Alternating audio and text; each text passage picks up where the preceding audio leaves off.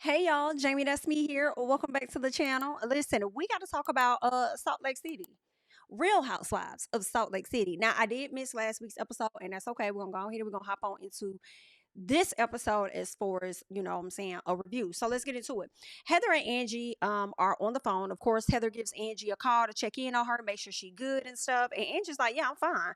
My thing is, I'm just trying to, repair my relationship that I have with my girl Mary because I really care about Mary. Like, I never thought I would have seen myself in this space where I'm caring more about my friendship with Mary than I do with Lisa, right? Because she feel like, well, Lisa, I know I ain't going no damn where, so I know I could go somewhere with Mary. I want to fix that relationship, right? Now, she talks about that, and Angie does feel like she wasted her time with Lisa. She did say this though. She said that she felt guilty. She felt guilty after getting into it with Lisa. But some part of me is like, why would you feel guilty about getting into it with Lisa? Lisa does things to where you have to react that way. Like Angie in my personal was really responding to her. It's like y'all had y'all issues. Y'all both agreed to resolve it. It was all good. Move on. Lisa decided to send somebody to that girl shop to get the stuff taken up out the shop. So and then start being real fly with her in text message. So yeah, since you want to take your stuff back, let me go ahead and give you some other stuff back. And yeah, we can have some more words because I ain't done with your ass, bitch. So I don't know. I'm team Angie right now. I feel like Angie was really just responding to Lisa ultimately because y'all know on last week they had that whole I guess like garden brunch or whatever it was that they had that Whitney had, where she had the psychic come in and stuff, and then of course they ended up kind of like getting into it. At first, it was funny because um Angie brought up her house that she was selling, and then Brittany was like, "Well, you know that I'm a realtor, or whatever. I'm a real estate agent. Like, you didn't tell me." She said, "Girl, why the hell would I tell you that when, girl, my child's godmother is a damn real estate agent, and I'm just not me. You, I don't know much, girl. You don't make that good decisions in parenting nor relationships. So why would I think you make good decisions when it comes to doing business? Like, is you cool?" And then Lisa, she just bust out saying something like, "I would be a great agent. I would be a great, I would sell. I want to live on a farm." Some Lisa said, and everybody just kind of like damn near ignored her ass. Okay. And then at some point, one thing led to another, and the ladies ended up getting into it. Okay. Right, baby. To the point where my girl Angie was pulling out fucking black cards and everything, slamming them down. But I was hollering. When I tell y'all, Angie was over there wearing Lisa out, pulling out the black cars, and they scream, she's screaming at her. They're going back and forth. Baby Mary was trying to control Angie. Angie wasn't trying to hear none of that she was talking about, which is why she got to fix the relationship now, because Mary left and told her, I'm done with your ass, bitch. This the last time you gonna pull a stunt like this with me. So she got the hell out of Dodge. Now Heather does tell Angie that she doesn't need Lisa to be perfect, but she just needs her to listen to them and pretty much take accountability. Like, acknowledge your shit, girl. That's really all that I need you to do. And in this moment for me, it was giving the awakening of Heather. And I was so glad because I feel like for the past 2 seasons or so, Miss Heather has been up Lisa's ass. And I'm talking about all the way up there, girl. You saw where floating around in her intestines. That's how deep you've been up it. And I'm so glad that you're finally, or at least that Lisa's finally shitting you out. I'm so glad. All right, because Heather, girl, you did what you needed to do on this episode, and I was very proud. I was very happy. Now let's get to Bronwyn and his hubby. I'm tired of Todd coming on camera acting like he is just tired, exhausted. I don't want to talk to you. Like, I don't know why you got me here. Like, he just come on there just unenthused, and I just feel a way about it. Like, it really just kind of get on my nerves. But anyway, so she tells Todd about Whitney's gathering and the drama of it all, and Angie versus Lisa, and how Angie told Lisa off, or whatever the case was. But me, I wasn't involved in it. Okay, so you should be very proud of me. He was like, "Well, good for you. Congratulations. I'm glad." But he really didn't care, right? He seemed to be very not interested in whatever she was saying. And to some degree, I understand because it's very clear about how Todd feels about these group of ladies, but more so how he feels about Lisa in particular. So he really could care less about her. All right. It's like once she's crossed me or she's done something, she's X'd off the list. I don't want to communicate with her no more. She doesn't exist to me. I hate that you keep telling me about her. So I do get a little bit of Todd's, frustration. But even Bronwyn had to tell him to like pep up, put a pep in your step. Like, you like, what the fuck? Like, give me a little more energy. Okay. I don't like this. She also tells him about the psychic, how the psychic talks about her mom and how, some of the things that she may have done, you need to let it go and just work on moving forward with her, whatever the case is. And then Todd is just like, okay, I don't believe in all this. I mean, I'm just letting you know, like, I don't really believe in all of that. And honestly, he probably was doing a 50-50 guess. I'm just telling you, she did not like that. She started getting real emotional. While she's getting emotional, this man is laughing at her in her face. That is so out of touch and disrespectful and personal. You laughing at your wife in her face while she over there damn near getting emotional. She said, "You know how I feel when people misunderstand me, right? And I shouldn't have to come to my husband who makes me feel misunderstood too." I said, "I know that's mother right. I know that's right. You ain't gotta be into the psychics, but you better act like your ass is into the psychic and what the hell that motherfucker got to say to me, okay? Because at the end of the day, don't you agree with the psychic that I need to move forward and let it go?" And that I need to work on doing better with the relationship or whatever the case is because I ain't got that much time with my mama, possibly. I ain't like all that, Todd. Now, Lisa talks with John, all right? So not only is Bronwyn having issues with her husband over here, you got Lisa talking to John about the psychic and how he mentioned that their communication, that within their relationship, they have some, communication issues. And John was like, "Well, how did you feel when he said it?" She was like, "Well, hell, I felt like he was telling the truth. I felt like he was right because we do be on different pages." Right? So I think when John was about to explain his thoughts on that, she jumps in and cuts him off. And she says that she feels like she's taken for granted. Well, actually, this is what she said in the confessional, that she felt like she was being taken for granted and she feels exhausted sometimes, right? And John was trying to say that, we aren't on the same page. He says, because when I talk, you pretty much don't want to hear the shit that I gotta say because you always think that you're right. Like whatever you have created in your head to be right, that's what you go with. And I said, "John, I'm glad you're letting her know, but she's not going to receive it." Right? As she hasn't been receiving it. But the same issue that John is having with Lisa is showing up in her other friendships. And I hate that Lisa is at this place with herself that she refuses to see it because she wants to be Miss Perfect Patty so damn bad. All right. So Lisa says, "True, but it's not just me. It's not just me because you do that too." And he's like, "Okay, I didn't say that I do, but what I am expressing to you, or at least I didn't say that I don't do it, but what I am expressing to you is when I do try to talk to you about some stuff, you already have it in your head of what the hell you focused on, and that is right." So at the end of the day, you dismiss me. And I think in John's defense, to me, I feel like he ain't got no choice but to dismiss her ass after she heavily dismisses him and cuts his ass off and shit. So it's like, yeah, okay. So she says that, she says they've been together for a long time and nothing's perfect. And he said, "No, everything's perfect. Okay. Everything that you do is perfect. It's just me." I said, "Yeah, John's sick of your shit, Lisa. You over here trying to complain to us about that man because he don't listen to you and do this and that." Like, yeah, y'all both got communication issues. And I don't know why, but I really feel like she's the bulk of it. I feel like John gives me like a cool, calm tempered listening to her, but she likes to be in control. She likes to be in charge. She likes to think she's right. She likes to be perfect. She likes to have a certain image out here, and that he really, for the most part, needs to follow her damn lead. And I think that that's where the problem be coming in at sometimes. But hopefully they get with a, actual somebody that can help them work through that communication issue, right? Now, Mary visits with Angie. Baby, Angie tried to offer Mary everything. Mary was like, "I don't want none of this shit you giving me, bitch. I don't give a damn about none of this stuff, bitch. I came up here to see what the hell you got going on. Like, what you want?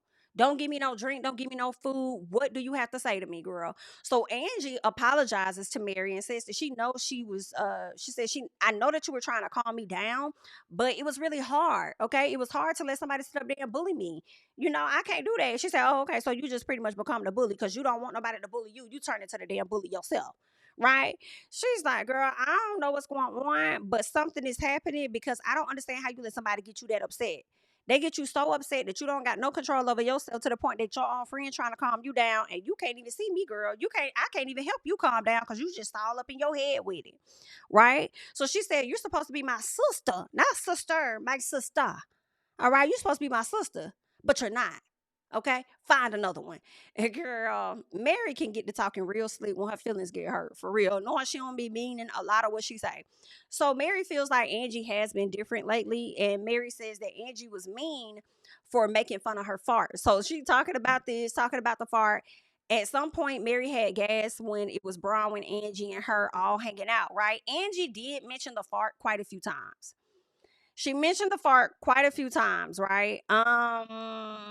But I also feel like this, Mary, why do you think it's okay to just be so damn gassy around everybody? So we supposed to be okay with the fact that you just around here farting, but Ain't nobody supposed to like make a joke or nothing like that, or the fact that you keep damn farting. Like what? Or at least not even make a joke, but just bring it up at all. Huh?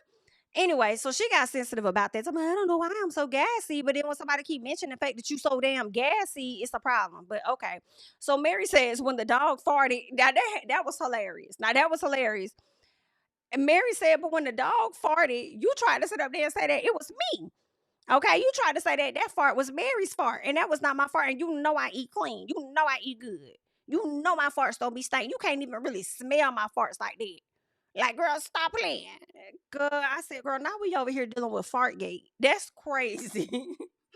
Crazy. So, after they talk everything through, Angie is trying to, get Mary's hand. Let me hold your hand when I say this. I really care about you. She's like, girl, scoot back up off me. Don't put your hands on me, scoot back. Right. But of course, Angie wasn't gonna let her hand go. Mary tells her, listen, I pull back. Okay. She says, when I feel a level of disrespect, I pull back, and I feel like, with you, I've reached those places with you that I just can't handle. Like it's a bit too much, right? She says, I will say this though. She said, I do love you, right? She says, I love you, but my guard is up because I feel like people have dogged me out before, right? And I'm quick to write a mother off real quick. So I don't make friends real easily. And the fact that I even allowed you in my space to make a friend out of you, and then you do that, like, I don't like that. I'm ready to X you off the list. But Mary did go on to also tell her that she doesn't think that she could live her life without Angie, right? So they are able to come back together. Angie says that she loves her deeply. She's going to work on herself, and they're going to move forward. And I really like Angie and Mary's friendship. And I was glad that they were able to sit down and get that resolved, and they were able to listen to each other, understand what the issues are, and work to be better, right? I'm sure they're probably going to have some issues again at a later time. I mean, they had one last year, they got through it. This year, they're getting through it. But for me, I really like the friendship between Mary and Angie, right? So good for them. Now, Lisa and Heather, they're my favorite part of the show. So Lisa and Heather are linking up at this boutique, and Lisa wants to bring glam on the, I guess, the yacht, the luxury lot that they're gonna have, yacht that they're gonna have. And of course, Heather's like, no, but Whitney can help you. She's like, girl, she can't help me do shit because I don't trust her ass to do a motherfucking thing for me. So I'll pass, okay? She says, but you know what's cute though? This is gonna be a cute little ride for Angie because Angie doesn't know how to, do luxury for real. And it's like, see, we ain't even talking about Angie. We talking about you and damn Whitney, and you want to bring Angie up. So since you want to bring Angie up, girl, let's get into you and Angie then. So Heather says, I'm not gonna haze Angie like y'all be doing each other. Like, girl, the way that y'all be hazing each other, I'm not gonna be doing all of that. I ain't got time. So Lisa says that she's sick of Angie because she gets high off her attacks. And I'm tired of it. So Heather says that she didn't see that she was really getting high off of it, but she did see that she was crying. Lisa said, crying about what? Because she's a mean bitch. I said, ooh. Okay. So Heather says, what is if she a mean bitch, then you want to? I said, I know that's motherfucker right. Come on, Heather. If she's a mean bitch, then so is you. Let's go. So Lisa says, well, what did I do wrong? Because Angie shouldn't have started with me about my kids' brand. All right. I'm sick of her little nasty digs that she be giving. And then Heather said, girl, like, come on now. Now, you know your digs be sick too. Okay. Or not sick, but you be bringing the digs too. All right. I'm sure she's sick of yours. So cut it out. So Lisa says, how did I dig her? Ain't nobody dig her. She been digging on me. I ain't been digging on her. What you talking about? So Heather says, well, girl, what the hell is the soup man? Only for her to clear it up and say it's not soup, it's suit. But either way it goes, it doesn't matter which one it is because Lisa said there isn't one. She was just pretty much lying to get a reaction out of Angie. So now I'm going to start thinking that you be lying about a lot more trying to get a reaction out of folks, right? Okay, the same way you try to sit up there and tell that lady that she didn't own those franchises or she didn't own those businesses or something like that. Oh no, it's not that many. It's only 3. You don't own this many. And yeah, you just be saying stuff, Lisa. But Heather tells her there's a reason no one ever rides for you like that because they've been burned by your ass. I said, Heather, if you don't tell her ass what she needs to, thank you. Thank you. Tell her what she need to know. That's why don't nobody ride for you like that. Lisa says, well, damn. Okay, maybe I shouldn't go on the trip. I mean, yeah, you might not want to go. I mean, you don't have to go. I mean, girl, just be prepared if you do go. So Heather says our history is dark, but you should definitely still go. And Lisa says maybe you should talk to Angie about that, right? And Heather said, well, I have talked to her about it. I've talked to her about it. Lisa walks off because she can't believe Heather checking the shit out of her, right? So Heather says that you can't sit here and expect me to let you diss her, okay? And me not tell you that you've been out here doing the same damn thing. Like that, you just can't do that, all right? Y'all literally have no endpoint and y'all be going back and forth. Like, come on. So Lisa says, stop talking about me and I won't be saying nothing about her. Basically, if she keep my name out her mouth, I'll keep vice versa, right? So then she says, and don't be counting my money, okay? And then I won't be counting yours, right? Even though I can count it because it's easy to do. I said, oh, wow. Wow. So Heather says, well, you might as well go ahead and count it. All right. Because you still throwing out low blows, even with you saying that. So Lisa's still shocked. Shocked that Heather is coming for her. And Heather really not coming for her. Heather just really telling her what it is, right? And then when Heather tells Lisa, like, you can't sit up here and think that you could just say this and that, and I'm gonna let you take digs at her, and I'm not gonna tell you that you do the same thing. Yeah. She can expect that, Heather, because that's how you've shown up with her. That's how you've shown up with her. That's why she feel comfortable saying the stuff that she's saying around you because you've allowed it before. So anywho, Lisa is shocked, right? And she's pissed that Heather ain't see everybody else coming for her. And I said, girl, Heather has seen other people come for you, right? Because obviously she's been on your side for years and she ain't say shit. Now she's saying something and you really can't take it, right? And Heather just says, listen, I'm not trying to hurt you, girl, but it's never going to stop unless one of the both of y'all give it up. Okay? Somebody gonna have to let it go so we can move on. Then Heather tells Lisa that at the end of the day, but you just a risky friend. Baby, that's when I thought Lisa was gonna walk up out the stove. When Heather told her you are a risky friend, I think Heather is making a turn because she is tired of the quote unquote elitism that Miss Lisa gives off. She's sick of it. As if like I'm your friend, I've been advocating for you, and even with me, you be trying to treat me like I'm less than. Like I think she's sick of that. Right? So then Heather says, girl, until you change, this is never gonna go away. All right. Until you deal with it, clear it up, or you change, it's not gonna go away. So what you want to do? Okay. So meanwhile, Britney and Olivia link up. Now, Britney is linking up with her daughter. Finally, she's finally linking up with her daughter to have a talk, right? I felt like Brit is saying that she's taking a step back from Jared to focus on her daughter. And I say, let's be very clear here. The reason you're taking a step back from Jared is because he insinuated that your ex was a gold digger. And y'all probably got into it because he embarrassed you and he probably told you to get on about your damn business. So now you want to focus on your daughter. But the moment that man comes back into the picture, you're going to be a weirdo right again and you're going to be right back over there with him. So cut it out. Now, Britney, I felt, has been in a chokehold trying to portray a certain image when it comes to marriage and stuff that she got so wrapped up into these men and she wasn't really doing what she needed to do with her daughters, right? But then her daughter does recall the time that, when she was younger and how good her mom was and stuff. But it wasn't until she got married, I guess the second time, that things just like completely changed. She said it was like a switch or something went off in her head and it just wasn't good from that moment. Another thing she highlighted that was disturbing was the fact that she said when she had a sit down with her mom, she came over to have a similar sit down with her mama. Next thing you know, Jared is showing up and they literally sitting in front of her, making out in front of her. That is some cringe ass fucking behavior for any man to come and sit down with you in front of your daughter and get to tongue kissing and kissing you that. And then it's not like he's not even her dad or nothing. It was just giving some weird stuff. Because if y'all making out how I'm thinking making out, it's not giving pecks here or there. It's giving sloppy kisses is what I'm imagining in front of her daughter. And I don't know why I just feel like that's so inappropriate. And it makes me question whether or not he did that to try and see if your daughter would be turned on to some weird shit. I don't know, but I don't like it. I don't like that at all. That was so disrespectful and out of line, right? So she talks about that moment. She says that she appreciates the time, but she really wants her mom to get to know her because that's what she wants to do. And she wants her to do that over other people. Like, choose me over other people. So then Britney says to her, she doesn't even know why that happened.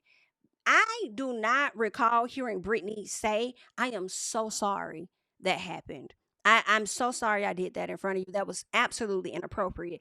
This bitch said, I don't know why that even happened. I'm like, how about apologize to your child? Because to me, that's disgusting and disrespectful as fuck. But that's just my personal. So She talks about being in the habit of choosing men for so long and all of that. And so her daughter says, "Yeah, but you can't put that on us." I said, "I know that's right." And Bree says, "Well, I'm not trying to put it on y'all. You know," she says, I'm just trying to get to know you guys again, right?" Now, her daughter felt like Britney was very present, when they was younger and all of that. So we got into those details where she felt like she was very present. And then at some point the switch just flipped when she started being more so focused on the men. And so I feel like she probably was like that also with her husband, with y'all daddy too. It just probably came off a bit different because that was y'all dad and y'all were all in the same household. But I'm sure there were times she probably was putting him before y'all too. But anywho, so her daughter tells her it's important to unpack why she prioritizes men over her and her sisters or whatever so that it doesn't happen again. Okay?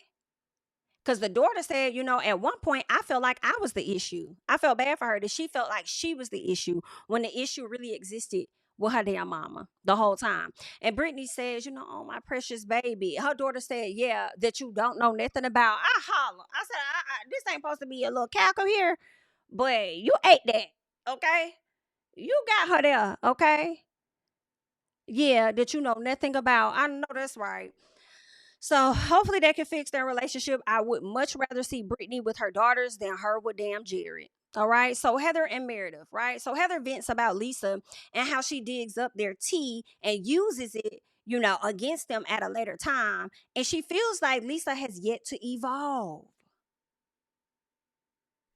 I'm like, girl, this is such a major switch from the shit you was saying like last year. Now she has yet to evolve.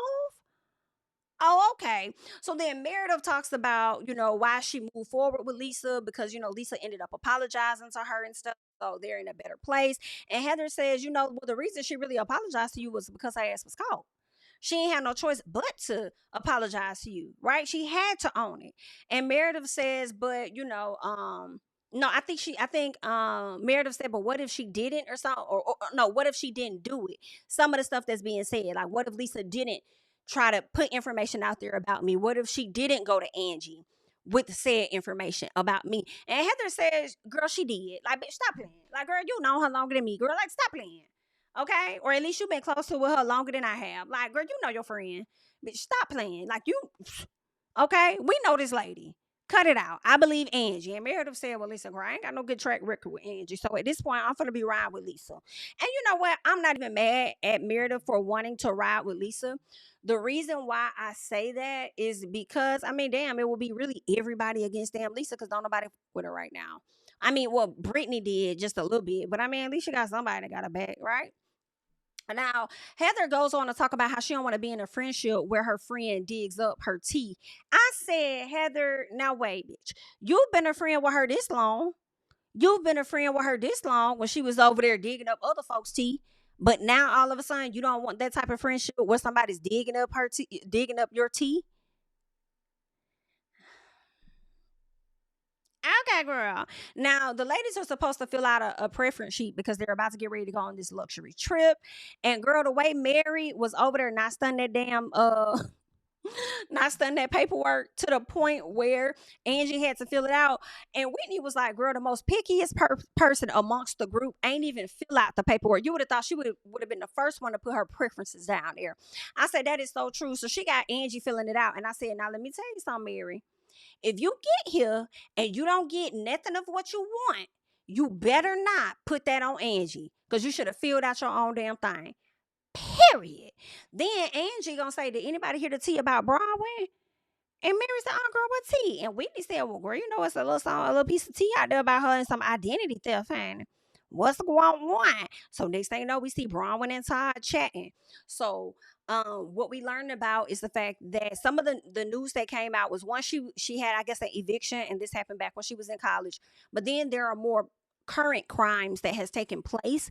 But Bronwyn says that those crimes actually were, well, not as present. They were like 10 years ago. And she said that case ended up being sealed, and she can't speak to her involvement in that case because it ended up being sealed. Right. So I don't know now how they were able to dig this up and still find the information. Obviously, I would think that is somebody that probably worked down there somewhere, or maybe somebody that's close to the situation that probably put this tea out there on Miss Bronwyn. And Bronwyn says that she knows anything. When she's talking to Todd, she tells him how she knows anything that she does pretty much affects him and stuff like that, or whatever the case is. And so then, she talks about going on this trip. He's kind of confused as to why she would even want to go on the trip with these girls, knowing this type of information is out there. And, it's going to result in her having to defend herself and getting into arguments and all of that, right? So she goes on to say that she thinks Lisa could be behind these rumors. And Todd is like, again, a tiger don't change their stripes. And you going to go on a trip with this BIT that you feel exposed to and put that information out there? Like, hello, are you cool? What's going on? Then he says, you know what? You're going to do what you want to do anyway, because that's just how you is. But I'm going to tell you right now, if you go out there and you get into it with that lady, or it don't go the way that you want it to go, do not come home telling me about it, because I don't want to hear about this shit. Okay? I don't want to hear about no fight. I don't want to hear about that. You know why? Because this is going to be on you, and this is what you set yourself up for. Do not bring me that bullshit. You already know how I feel about that lady. You already know, and you know what it is. Go away from me with this. And that's just what that was. And you know what? I couldn't even be mad at Todd on that piece. Couldn't be mad at it. All right. Bronwyn might want to go on this trip so she can get down to the bottom of anything that Lisa may have put out there, because let me tell you, it's mighty interesting that you are beefing with Lisa at this time, and then information is coming out about you. The irony of it all. And of course, it makes sense to me that it could be her in the effort to deflect from anything that she has going on. Like, to think that you're going to be able to sit up here and read information up on Lisa's lawsuits and she not come for your ass and dig up your stuff, you're crazy. To think that she not finna do the same thing to you. Insane. So, good luck, because I definitely think she got a hand in it. But you better hold your own, Bronwyn.